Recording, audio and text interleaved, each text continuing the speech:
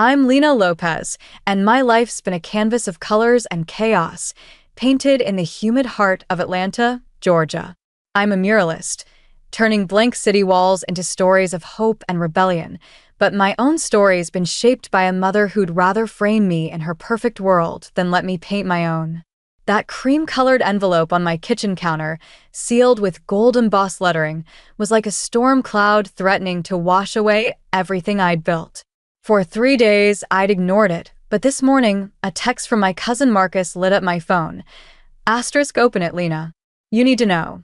Asterisk, the envelope held an invitation to my mother Celeste Warner's 55th birthday gala at the Fox Theater, Atlanta's crown jewel of glitz and history. You are cordially invited, I read aloud, my voice heavy with sarcasm, to celebrate Celeste Warner's milestone in style. My best friend Harper, sprawled on my couch with her laptop, snorted. Your mom doesn't do subtle, does she? She'd been pretending to work, but I knew she was watching me wrestle with the weight of that invite. I flipped the card over, and there it was, a handwritten note in Celeste's sharp, elegant script. Asterisk, your presence is mandatory. Come face your future. Asterisk, my stomach twisted. Celeste, Atlanta's real estate queen, never just threw parties. Every move was calculated, every guest a chess piece in her game of power. I'd spent years dodging her attempts to mold me into her mini-me, pushing me toward business school, designer dresses, and a corner office in her Warner Enterprises tower. I chose paintbrushes over boardrooms, and she's never forgiven me for it. Harper shut her laptop and joined me in the kitchen. What's with the cryptic note? Sounds like she's planning something big.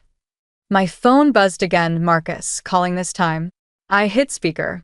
Lena, you gotta go, he said, his voice tight. Evelyn called me. The family lawyer. Said something's up, and it's tied to Grandma Alma's letter. My heart skipped. I crossed my loft to my easel, where a half-finished mural of Atlanta's skyline glowed in the morning light. In the corner of the room, I kept a small wooden box, and inside was the letter from my grandmother, Alma Warner. She'd passed 6 months ago, leaving me her antique locket and a note I'd read so many times the creases were wearing thin. I pulled it out, tracing her looping signature. Lena, it read, when the time comes, be brave. I've left you something to change everything, but you'll know when to act. Harper leaned in, her brow furrowed. You never told me about this letter. I swallowed hard. It felt personal. Grandma Alma was the only one who got me. She'd sneak me into her garden shed to paint when Mom was on my case. Said my art was my truth, not a waste of time like Mom always claimed. Alma had been Atlanta's beloved philanthropist, funding schools and galleries, but to me, she was the warm hand guiding my brush, the voice saying I could be more than Celeste's shadow. Marcus's voice crackled through the phone. The gala's in 3 days, Lena. Celeste's gone all out. Rented the Fox. Invited every big name in Atlanta. Whatever she's planning, it's huge. Harper was already typing, her cybersecurity skills kicking in. Just check the event planner's guest list. Hacked it, don't ask. Over 300 people, including the mayor, half the city council, and every real estate mogul in Georgia. This isn't just a party. I stared at the invitation again, Celeste's words burning. Come face your future. 5 years ago, at a family dinner, she'd humiliated me in front of her society friends, calling my murals graffiti for hippies. I'd walked away, vowing to never let her control me again. But Alma's letter felt like a call to action, and the locket around my neck, a heavy, silver thing Alma never took off, seemed to pulse with secrets. Harper, what if this is the moment Alma meant? I asked, touching the locket. She grinned, her eyes sparking with mischief. Then let's find out what's inside that thing. Alma didn't leave you a puzzle for nothing. I hesitated, then pressed the locket's stiff clasp. It popped open, and a tiny microchip slipped into my palm. My breath caught. Whatever this was, it was about to turn my world upside down. The Fox Theater's grand ballroom glittered like a southern night sky, all chandeliers and velvet drapes, but the air was thick with tension. I smoothed my sapphire blue dress, definitely not the cream-colored gown Celeste had sent over, and felt Harper's reassuring grip on my arm. You ready for this, Lena? she whispered, her eyes scanning the crowd of Atlanta's elite. I touched the locket at my throat, thinking of the microchip hidden in my clutch. Harper had spent the last 3 days decrypting it, and what we found, documents proving Celeste forged Alma's signature to steal control of Warner Enterprises, changed everything. As ready as I'll ever be, I murmured. Marcus appeared beside us, looking sharp in a tailored tux. Heads up, Celeste is headed this way. My mother glided toward us, a vision in silver, her diamond necklace catching the light like a warning. Her smile was all charm, but her eyes were cold as they landed on me. "Lena, darling, you made it," she said, her voice honeyed but sharp. "Though I see you ignored my dress suggestion." "Happy birthday, Mom," I said, kissing her cheek, feeling her stiffen. "I like to choose my own style." Her gaze flicked to Harper, her lips tightening. "I don't recall inviting extras." Harper smirked, unfazed. "I'm Lena's date. You said bring someone special, right?" Before Celeste could snap back, Evelyn, our family lawyer, approached with 2 champagne flutes. "Celeste, the governor needs you by the stage," she said, her tone professional but her eyes darting to my clutch. "Yes." Celeste swept away. Evelyn pressed a flute into my hand. "You'll need this," she whispered. "Everything's set." I nodded. Harper had uploaded the microchips files to a secure server, ready to go live with one text. My heart pounded, but Alma's words echoed. "Be brave." I wasn't just here to crash a party. I was here to unravel my mother's empire. Then a voice stopped me cold. "Lena, you look different." I turned to find Julian Holt, my ex, standing there in a sleek suit, his lawyer's charm dialed up. We'd dated for 2 years, back when I thought he loved me, until he dumped me after a mysterious meeting with Celeste. "Didn't expect you here," I said, keeping my voice steady. "Mom invited me," he replied, his smile too sharp. "Said she wanted to keep family friends close." Harper stepped between us, her voice low. "Family friends who ditch their girlfriends after a chat with Mommy Dearest?" Julian's eyes narrowed. "That's ancient history. But you two seemed prepared for something." Marcus smoothly cut in. "Julian, I heard the mayor's daughter was looking for you. She's by the bar." As Julian walked away, I downed my champagne, my nerves fraying. "He knows something's up," I whispered. Evelyn checked her watch. 15 minutes until Celeste's speech. "You sure about this, Lena?"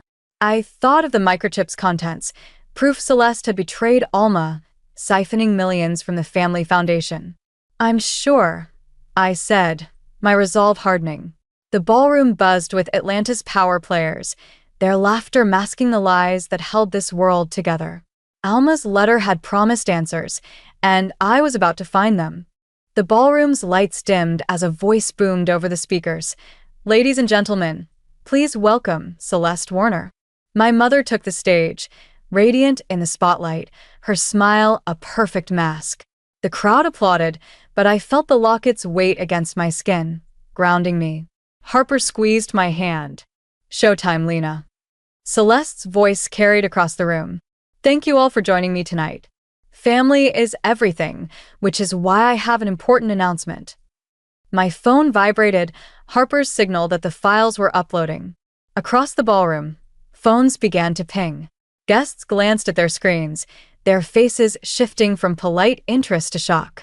Celeste's eyes flicked to her phone on the podium, and I saw her jaw tighten. "Is something wrong, Mom?" I called, stepping toward the stage, my voice caught by the microphone. The crowd murmured as more notifications chimed. Celeste shot me a glare, then forced a smile. "As I was saying, I'm announcing changes to our family's legacy. Lena, my daughter, has chosen a different path." A woman gasped. "Is this real?" "These documents," whispers spread like wildfire. "She forged Alma Warner's signature? The foundation's funds, offshore accounts?" Celeste gripped the microphone, her knuckles white. "This is a misunderstanding. Please, ignore these interruptions." I climbed the stage, pulling the microchip's printed documents from my clutch. "No misunderstanding, Mom. Here's the proof, your signature, forging Grandma Alma's, stealing Warner Enterprises. And the millions you embezzled from her charities." The crowd erupted, phones passed around, screens glowing with evidence. Celeste's face paled. "This is a hack," she stammered. "A lie." Evelyn stepped forward, her voice calm but firm. "As the Warner family's counsel, I confirm these documents are authentic." Alma left instructions for their release. Celeste grabbed my arm, her nails digging in. "What have you done?" she hissed. I pulled free, facing the crowd. "Tell them, Mom. Tell them how you betrayed Grandma, how you've been lying to everyone." The chaos grew. Business partners made frantic calls, society matrons whispered in horror. Celeste's voice cracked. "Lena, you're out. No inheritance, no trust fund, nothing."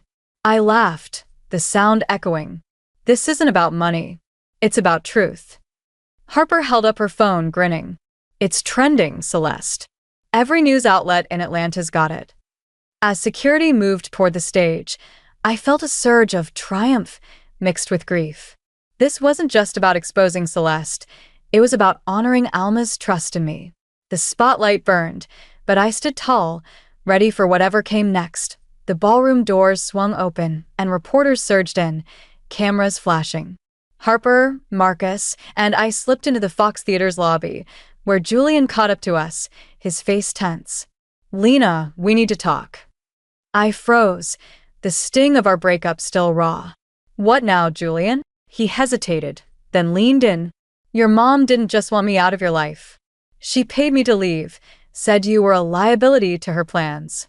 My chest tightened, betrayal cutting deeper than I expected. "You took her money?" Harper crossed her arms, glaring. "And you're just telling her now?" "I didn't take it," Julian said quickly. "But I dug into her files after." "Lena, those documents on the microchip, they tie to your dad's accident. He was investigating her accounts before he died." My world tilted. My father, Daniel, had died in a car crash when I was 15, ruled an accident. I'd always suspected Celeste knew more than she let on. Marcus pulled out his phone. "I found something too, in Alma's old office last week. Your dad's notes, hidden in a locked drawer." He was tracking offshore accounts linked to Celeste. I clutched the locket, my mind racing. "We need to get to the lake house. Dad spent his last weekend there. If he left something, it's there." We piled into Marcus's SUV, speeding toward Lake Lanier, an hour north of Atlanta. The lake house was a sprawling retreat, a symbol of the Warner family's wealth, but to me, it was where Dad taught me to fish, where we'd escape Celeste's control. Harper worked her laptop in the back seat, pulling more files from the microchip. "Lena, this isn't just fraud. It's a network, the Alliance. Politicians, judges, CEOs. Your mom's part of something huge." As we pulled up to the dark lake house, rain began to fall, cloaking the night in a heavy mist. My heart pounded with a mix of hope and dread. Whatever my father had left, it was the key to unraveling Celeste's lies, and maybe the truth about his death. The lake house loomed against the stormy sky, its windows dark as we crept toward the boathouse by the water's edge. Rain soaked my dress, but I barely noticed, my focus on Alma's words. "You'll know when to act." Marcus disabled the security system, giving us a narrow window. 20 minutes before it resets," he whispered, inside the boathouse. The air smelled of damp wood and old memories. I flicked on my phone's flashlight, illuminating fishing rods and cobwebs. "Third panel, east wall," I said, recalling Dad's old hiding spots. Marcus and I pried at the wood until a panel gave way, revealing a waterproof safe. My hands shook as I entered my birth date. The combination clicked open. Inside was a USB drive, a stack of documents, and a letter in Dad's handwriting, addressed to me. Headlights swept across the boathouse. "Cars coming," Harper hissed, peering through a grimy window. Julian tensed. "We need to move." I grabbed the safe's contents, and we slipped out the back door, sprinting through the rain-soaked trees to a guest cabin nearby. Inside, Harper plugged the USB into her laptop while I spread the documents on a dusty table. "Bank records, encrypted transfers," Julian said, scanning them. "Your dad was tracking the Alliance." Harper's screen lit up. "These files, they name names. Atlanta's mayor, a federal judge, even a senator. This is bigger than Celeste. Thunder roared outside as I opened Dad's letter. My dearest Lena, I read, my voice trembling. If you're reading this, I didn't make it. But you can finish what I started. The Alliance is a web of corruption, and your mother's at its heart. A sharp crack split the air. A bullet shattered the cabin's window. We hit the floor as Harper typed furiously. Uploading everything to my server, she shouted. Another shot rang out. There's a storm tunnel under the cabin, I gasped, remembering childhood games. We scrambled to the bathroom, pulling up floorboards to reveal a dark passage. Voices echoed outside, not police, not FBI, but someone else. As we dropped into the tunnel, my heart raced. This wasn't just about Celeste anymore. It was about justice for my father. We emerged from the tunnel behind a gas station on Lake Lanier's edge, rain still pounding. My phone buzzed, an anonymous email with coordinates to a safe house in East Atlanta. Be careful. Trust no one. It read. We split up to avoid pursuit, reuniting at an abandoned warehouse-turned-art studio, its walls covered in faded murals. Harper was already inside, her laptop glowing. Marcus is 5 minutes out, she said. No sign of Julian. She turned her screen toward me. The USB files call it the Alliance, a network controlling Atlanta's power structure. Your dad was close to exposing it. I clutched his letter, the words searing. Finish what I started. Marcus slipped in, a scrape on his arm from a fence. I recorded something, he said, playing a clip from his phone. A man's voice, my uncle, thought dead, saying, the girl has the files. Protect the Alliance at all costs. The warehouse's lights flickered, and footsteps echoed. Celeste walked in, flanked by my uncle, now very much alive, and 2 armed men. Her face was cold, no trace of the society queen. Lena, stop this, she called. You don't know what you're up against. Julian emerged from the shadows, a gun in his hand. Sorry, Lena. The Alliance is bigger than you. Before I could process his betrayal, Evelyn stepped in, her calm lawyer's facade gone. Tell her, Celeste. What is the Alliance? Celeste laughed bitterly. Power, Lena. Real power. Alma built it. Courts, elections, everything. Your father thought he could tear it down. Harper whispered. Files decrypted. Uploading now. Phones buzzed as the evidence hit news outlets. Tara Evans, an FBI agent, burst in with a tactical team. Federal agents. Drop your weapons.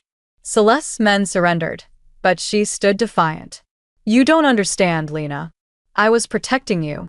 Tara handed me an envelope. Your grandmother left this. She wasn't running the Alliance. She was undercover, working with us to dismantle it. I opened it, finding a photo of Alma with a young Tara and a note. You have your father's courage. End this to AS agents cuffed Celeste. I felt anger, betrayal, and a flicker of pity. Alma had trusted me to finish this, and I wouldn't let her down. The warehouse shook with an explosion as more of the Alliance's men stormed in. Harper clutched her laptop, still uploading. Almost done, she shouted. Tara fired back, guiding us toward a basement panic room. My mother's voice crackled over a stolen radio. Lena, stop this. Some secrets should stay buried. We reached the basement, but my uncle blocked the hall, gun raised. The Alliance dies with you, he snarled. Before he could fire, 3 shots rang out. He crumpled, revealing Celeste behind him, her hands cuffed but holding a guard's stolen gun. I won't let them hurt my daughter, she said, her voice breaking. Not like they hurt Daniel. I stared, disbelief mixing with rage. You killed Dad. She shook her head, tears falling. They did. He was going to expose the Alliance. I begged him to stop. Tara trained her weapon on Celeste. Drop it now. Celeste let the gun fall, her defiance gone. It's over, Lena. Your grandmother won. Harper's laptop chimed. Everything's live. Every account, every name. Alerts flooded our phones. News of mass arrests, the Alliance's network collapsing. Agents swarmed the basement, restraining Celeste again. She looked at me, a strange pride in her eyes. You're stronger than I was. Tara handed me a microchip from my locket's hidden compartment. Alma hid the encryption key here. Your dad's files unlocked the rest. I opened the locket, finding a tiny note. Truth is the greatest legacy. As Celeste was led away, I felt the weight of her choices and mine. This wasn't just revenge. It was redemption for Dad, for Alma, for me. The Atlanta skyline glowed as I stood in the courtyard of the old Warner Enterprises building, now the Alma Lopez Arts Foundation. Workers lifted a new sign, its bold letters catching the morning light. Harper stood beside me, watching the transformation. Your grandma would be proud, Lena. Turning this corporate fortress into a haven for artists? That's real power. Marcus handed me a coffee, grinning. The board just approved the final plans. The legitimate Warner assets will fund art programs for kids across Georgia. My phone buzzed, a text from Tara. Asterisk sentencing today. Thought you'd want to know. Asterisk I showed it to Harper and Marcus. I need to see this through, I said. They nodded. We're with you. The courthouse was packed, reporters crowding the steps. Julian was outside, giving a statement. I'm testifying against the alliance. Truth matters more than power. Inside, Celeste sat at the defendant's table, still poised despite the charges: fraud, conspiracy, obstruction. The judge called for her statement. She stood, turning to me. Lena, I chased control and lost what mattered: family, love, truth. Your grandmother tried to show me, but I failed. You didn't. The judge sentenced her to 20 years. As she passed me, she paused. Your father would love what you're building. So would Alma. I nodded, unable to speak, my heart torn between anger and sorrow. Later, at the foundation's opening, the former corporate halls buzzed with life. Young artists, scholarship kids from Atlanta's toughest neighborhoods, filled the space, their sketches vibrant with dreams. A girl named Maya approached, holding a drawing of a woman breaking free from shadows, surrounded by light. Did you paint that mural? She asked, pointing to my portrait of Alma. That's my grandmother, I said. She taught me truth is stronger than secrets. Why'd you start this place? Another kid asked. I smiled, touching the locket. Art saved me when I felt trapped. It showed me who I am. I want you to find that freedom too. Harper passed out sketchbooks, and Marcus hung a sign for free community classes. Tara appeared, handing me a worn journal, my father's, filled with sketches and notes. Found it in evidence, she said. It belongs here. I opened it, tracing Dad's drawings, his words about truth and courage. The gallery hummed with possibility, sunlight streaming through the windows. This was my inheritance, not wealth, but a chance to help others find their voice. Alma's portrait smiled down, and I felt her strength, Dad's sacrifice, my own journey woven together.